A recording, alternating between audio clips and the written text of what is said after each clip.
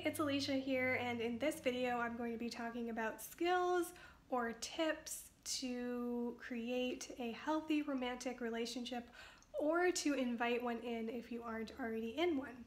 And I learned a lot of these things from my mentor, Dr. Kim Duramo, who learned this from her mentor, Londin Angel Winters, who wrote the book, The Awakened Woman's Guide to Everlasting Love. I actually have it here. Amazing book that I would highly recommend reading if you're an awakened woman who's looking for a deeply intimate, connected partnership with a conscious, awakened man, or you are already in a partnership and you'd like to awaken your partner, or if you'd like to invite in a conscious partnership.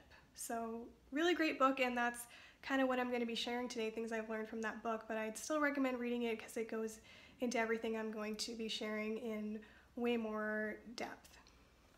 And I'm going to share things that you can do if you're in a relationship, and also pretty much the exact same things in a solo practice on how you can start doing these things on your own to invite in a partnership, and also because it's easier to practice these things on your own before doing this in a partnership with somebody else. It'll make it much easier when you're in that partnership if you practice it as a solo practice.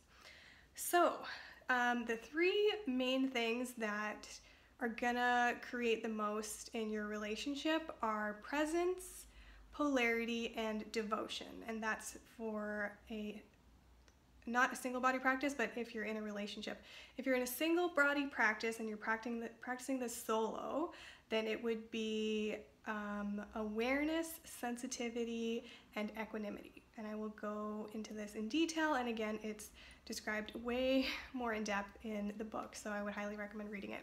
So presence is the first thing if you're in a relationship. And by presence, I mean being in the now moment with your partner. And that means also expressing your authentic self in the present moment. So therefore, there isn't any resentment later on in your relationship because you didn't say what you were feeling in the present moment. They will actually prefer that. As much as they don't want to feel your wrath or see you upset or in pain or deal with the emotions that it brings up for them, they would much rather prefer that you express how you're feeling in the moment and you don't let it drag on for the rest of the day or for years later because you resent that person. So that could look like, let's say that you're on a date and your partner is on their phone, and you could in the moment let that upset you and bring you down and ruin the rest of the date, or you could in the moment authentically express how it's making you feel that they're not giving you attention and that they're on their phone, or you could even playfully, move their phone to the side or whatever.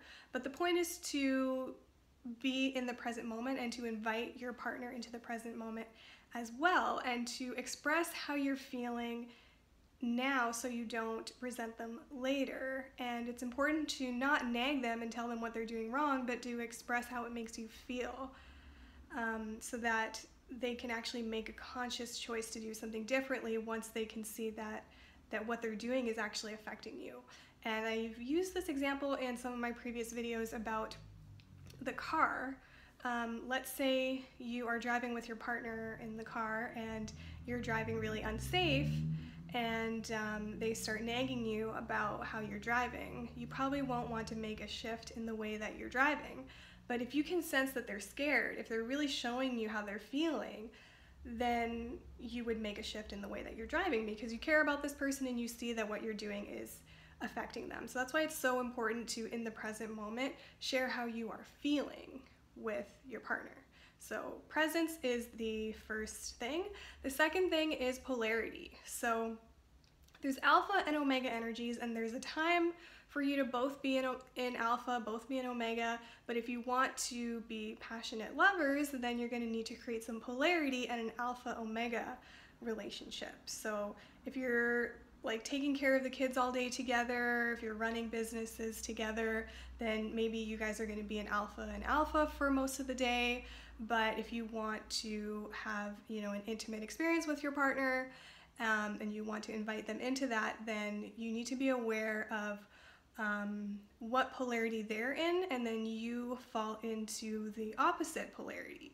So, you know, for a woman, it doesn't matter if you're a man or a woman, because it's not like the male also always needs to be an alpha and the female always needs to be an omega.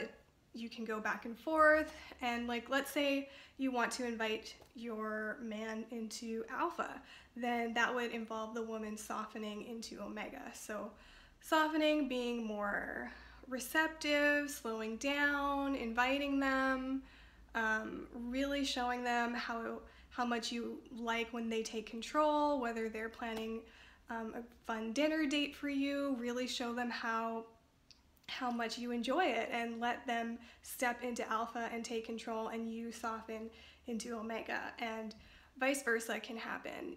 The woman can step into alpha and the man can soften into omega.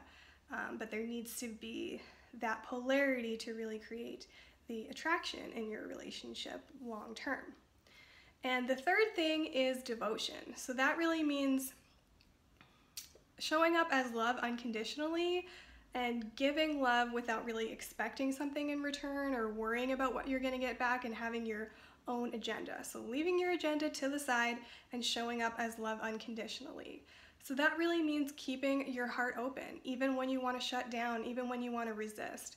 Being in a relationship can be, it can be, you know, pure ecstasy, but it also brings up a lot of emotions because they're a mirror reflection of you. So no one is going to awaken you more than your own partner, because they are a reflection of you. They will invite you and keep showing you what you're holding on to, and you're probably constantly going to trigger each other. So there's going to be times where you may not want to feel those emotions and you're going to want to shut down, and that's where you got to keep your heart open and be willing to feel all of your emotions and to show up as love, always with an open heart. So those are the three things if you're in a relationship. And if you're not and you want to practice this solo, then you would be practicing awareness. So awareness is really like what's going on right now in this moment for me and for those that are around me. And sensitivity is the second part. So that would be like, what am I feeling right now in this moment? Really tune in. What is the truth of this moment right here, right now? What am I feeling? And the third thing is equanimity or neutrality. So embracing all things exactly as they are. So those are things that you can start doing right now, whether you're in a partnership or not, with your friends or family. You can show up in the present moment, be as present as you can with those that you're with, and bring awareness to what you're feeling and the sensitivity, everything that you're feeling, and the bigger picture awareness of what's going on with you, what's going on with them, and feeling what you're feeling and embracing everything exactly as it is. So if you can start practicing those things on your own, then it'll be easier when you're in a relationship to be willing to feel your emotions, be present to yourself and the other person, start expressing yourself authentically. You can start doing that with your friends and family right now, and embracing everything exactly as it is right now will really help you show up as devotion, as love, with your heart open, willing to feel all things. So that could be you're interacting with your friends and family and they disagree with you, they trigger something in you. Keep your heart open, feel that, be willing to feel that, and then it'll be easier to show up that way when you're in a relationship. So there you go. Those are some simple skills or things you can do to create a strong, healthy relationship with someone who is awakened and conscious and ready for the same thing. That's the key here. If you're doing these things with someone who doesn't truly want to be with you, who isn't ready for a deep, intimate, deeply connected partnership, well then that really defeats the purpose of all these things. These are meant for creating a conscious partnership where you continue to awaken each other, a really healthy one that's long-lasting. So I hope that you found this helpful. If you did, leave a comment below, hit the like button, hit subscribe, and hit the bell button if you want to be notified the next time I upload a video. So thanks for watching, and I'll see you in the next one.